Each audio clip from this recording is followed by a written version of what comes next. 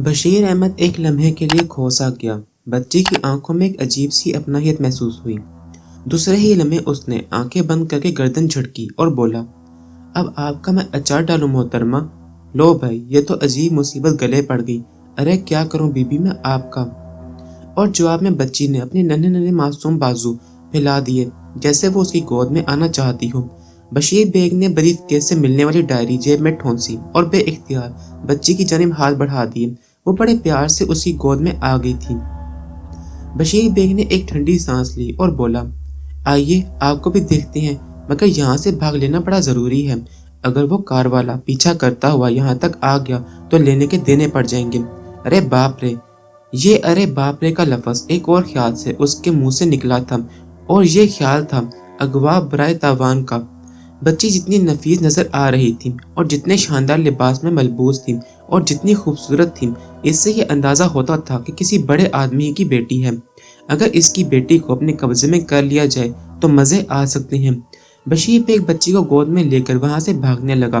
راستے سنسان تھے، کم از کم اتنا فاصلہ ضرور طے کر لینا چاہیے کہ اگر کوئی اس کار تک پہنچ بھی جائے تو اسے دیکھ نہ سکے۔ چنانچہ وہ دوڑتا رہا اور بہت دور نکل گیا۔ کار اب اس کی نگاہوں سے اوجھل ہو گئی تھی۔ وہ کافی دیر تک رکے بغیر چلتا رہا اور پھر ایک ایسی سڑک پر نکل آیا جہاں سے اس کا گھر زیادہ فاصلے پر نہیں تھا۔ کچھ لمحے سوچنے کے بعد وہ گھر کی طرف چل پڑا۔ راستے میں بہت سی باتیں سوچی تھیں۔ بہرحال یہ ایک نیا کام اس نے کیا تھا۔ اگر بچی واقعی کسی بڑے آدمی کی ہے تو اچھی خاصی رقم حاصل ہو جائے گی۔ بچی نے اب تک منہ تک نہیں بسورا تھا۔ بچی اس کی طرف متوجہ نظر آ رہی تھی جیسے پرانی جان پہچان ہو۔ اس پر جب کبھی نگاہ پڑتی، بشیر بیگ کے دل میں ایک اپنائیت کا خیال ابھرتا تھا۔ ایک نیا تجربہ تھا اس کے لیے۔ اس سے پہلے کبھی کوئی بچہ اس کی تحویل میں نہیں آیا تھا۔ بہرحال وہ گھر پہنچ گیا اور اس نے بچی کو اپنے بستر کیے ہوئے پلنگ پر بٹھا دیا۔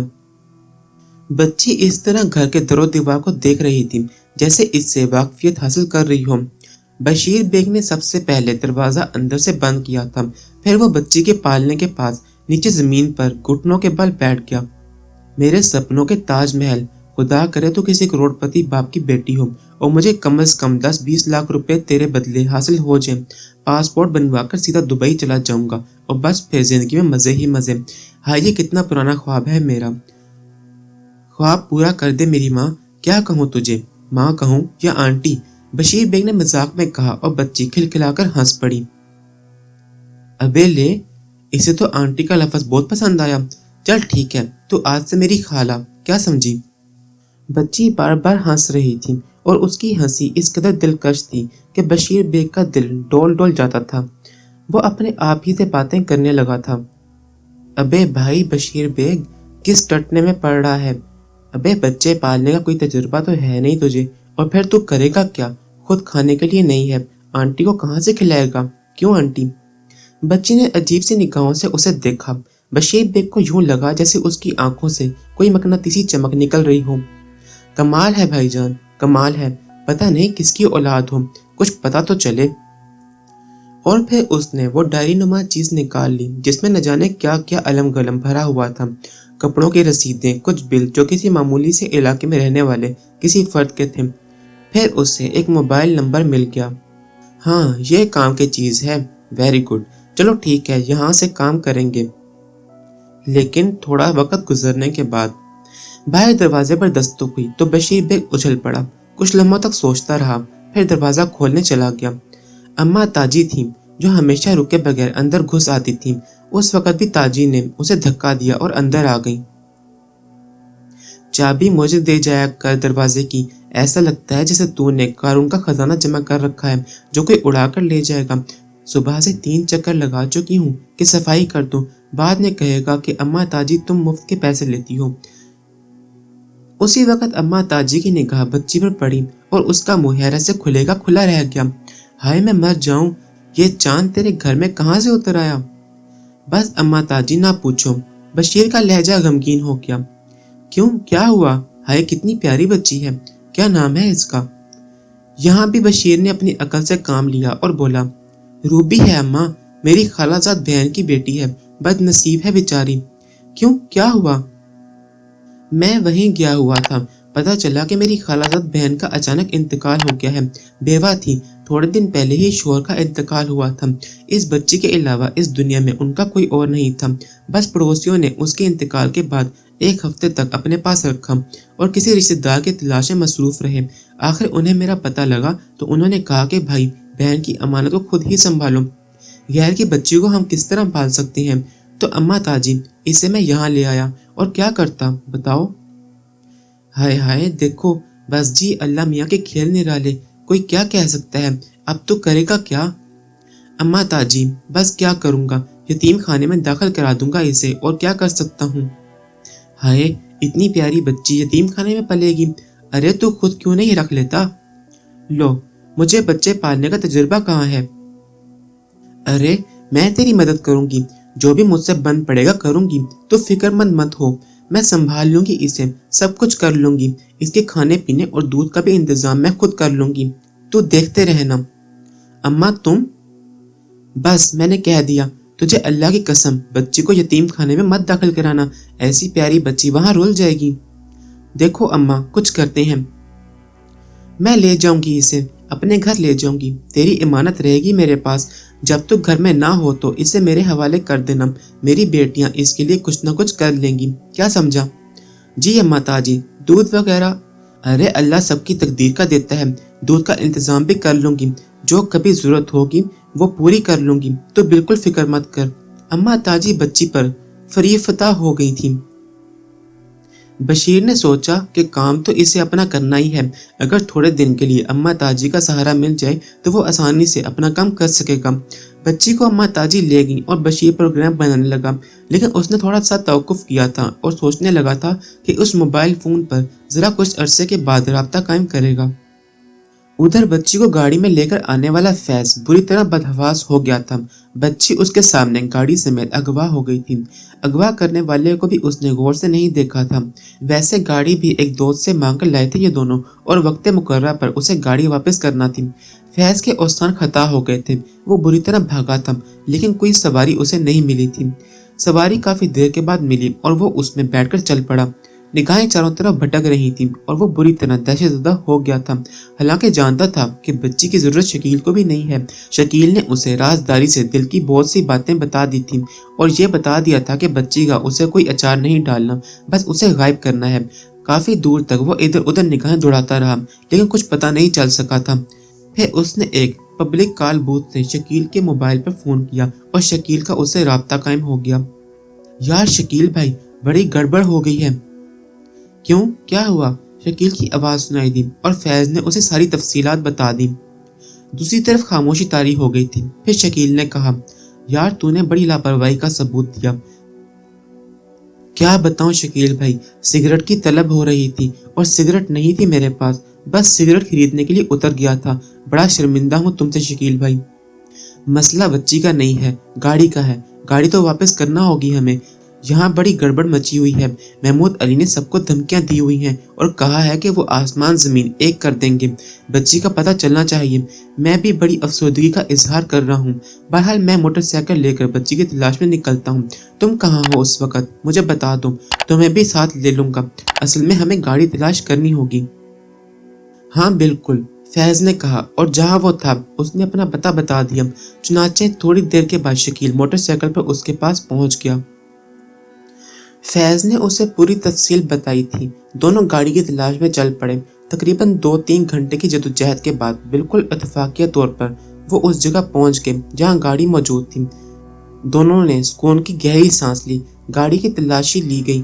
بریف کیس گاڑی میں موجود تھا، لیکن فیض کی ڈائری غائب تھی۔ وہ تو شکر ہے کہ اور کوئی قیمتی چیز موجود نہیں تھی۔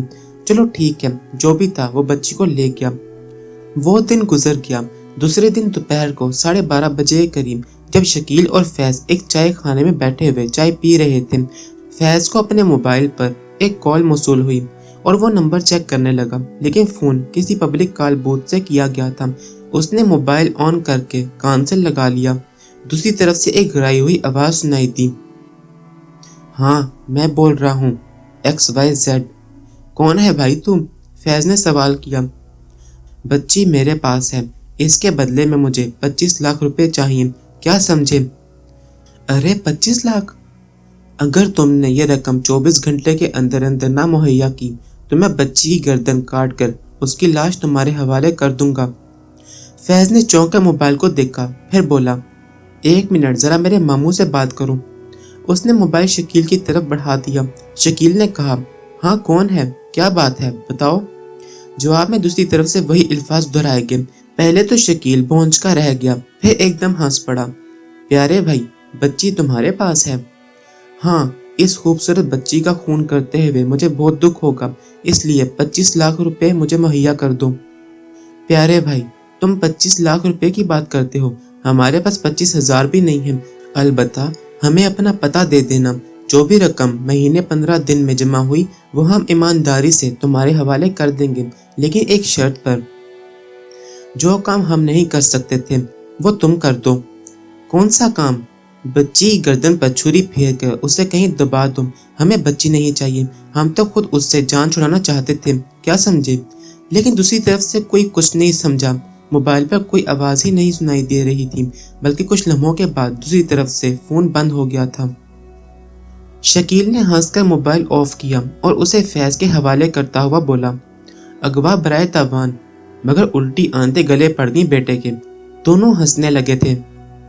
راج گندل آنکھیں بند کیے دیر تک سکتے کے عالم میں بیٹھا رہا۔ مہا سابلی نے تو ایک طرح سے اس کا ساتھ ہی چھوڑ دیا تھا۔ کالی نے اسے بڑی بے رحمی سے ایک امتحان میں جھونک دیا تھا اور وہ اسی کے بارے میں سوچ رہا تھا۔ کیسا عجیب لگے گا ناک بن کر، اس کے اندر صرف ایک ناک کی شکتی ہوگی، زہر کی پوٹ خلق میں ہوگی، کسی کو بھی کاٹ کر زندگی سے محروم کر سکتا ہے۔ یہ بھی کہا تھا مہا کالی نے کہ اگر اس کی منوکامنا پوری ہو گئی تو اسے دوبارہ منش بننے کے لیے دوسرا جاپ کرنا ہوگا۔ یہ بھی کہا تھا کہ اس کی صرف ایک ہی آرزو پوری ہو سکے گی۔ بڑی مشکل میں پڑ گیا تھا راج گندل۔ اکثر سوچتا تھا کہ اگر وہ اپنی پہلی شکتی قائم کر لیتا تو کیا برا تھا، جو من چاہتا تھا کرتا تھا، لیکن بس منش لالچ کا پتلا ہے۔ مہا شکتی بننے کے لیے اپنا سب کچھ کھو دیا تھا اور اب بھی اسے کامیابی نظر نہیں آ رہی تھی۔ مہا سابلی نے کہا تھا کہ اگر وہ 7 مسلمانوں کا دھرم چھین کر ایک ایسے بچے تک پہنچ جائے جو کسی مسلمان کا ہو، اس بچے کو وہ اپنے طور پر پروان چڑھائے اور جب پہلی بار اس کے منہ سے بھگوان کا نام نکلے تو وہ اسے وہیں دبوچ لے اور اس کی گردن کاٹ کر اس کا خون مہا سابلی کے چرنوں میں بھینٹ کرے۔ تب مہا سابلی اسے مہا شکتیمان بنا دے گا اور سنسار میں اس کی ٹکر پر کوئی نہیں ہوگا۔ یہ بات اس کے لیے بڑی دلکشی کا باعث تھی اور وہ یہ سب کچھ کرنے کو تیار تھا۔ پھر اس کے سامنے یہی سب کچھ آیا، ایک موقع مل گیا اسے، اپنا کام شروع کر دیا۔ پھر بات کچھ سے کچھ ہو گئی اور جو کچھ اس کے ساتھ ہو چکا وہ بہت ہی برا تھا۔ اس کے منہ سے ایک سرد آہ نکلی اور اس نے آہستہ سے کہا، ہے مہاکالی، میں نے تو سارا جیون تمہیں دان کر دیا، پر تم نے اس طرح میرا ساتھ چھوڑ دیا، اب کیا کروں؟ کچھ دیر تک وہ شدید کشمکش کا شکار رہا اور آخرکار اس نے فیصلہ کر لیا کہ وہ جاپ کرے گا۔ سب کچھ ہی برباد ہو چکا ہے تو یہ کوشش بھی صحیح، شکتی تو کچھ بھی نہیں رہی تھی، سب کچھ چلا جائے، جو ہوگا دیکھا جائے گا۔ تبھی اس نے دونوں ہاتھ اٹھا کر کہا، میں تیار ہوں کالی ماتا۔ اور اس کے ساتھ ہی فضا میں ایک مکروہ بنبناہٹ سی ابھرنے لگی۔ اسے وہ جاپ بتایا جا رہا تھا جسے کر کے وہ ناگ بن سکتا تھا اور اسے شیش ناگ شکتی حاصل ہو سکتی تھی۔ جاپ اس نے اچھی طرح یاد کر لیا اور اس کے بعد بتائے ہوئے طریقوں کے مطابق اس نے اپنے کام کا آغاز کر دیا۔ یہ 7 دن کا جاپ تھا جسے اس نے بڑی مشقت کے بعد پورا کیا اور شدید تکلیفیں سہی۔ 7ویں دن جاپ کا آخری لمحہ پورا ہوا تو اچانک ہی اسے ایسا لگا جیسے اس کا سارا بدن جلتی ہوئی آگ میں جھونک دیا گیا ہو۔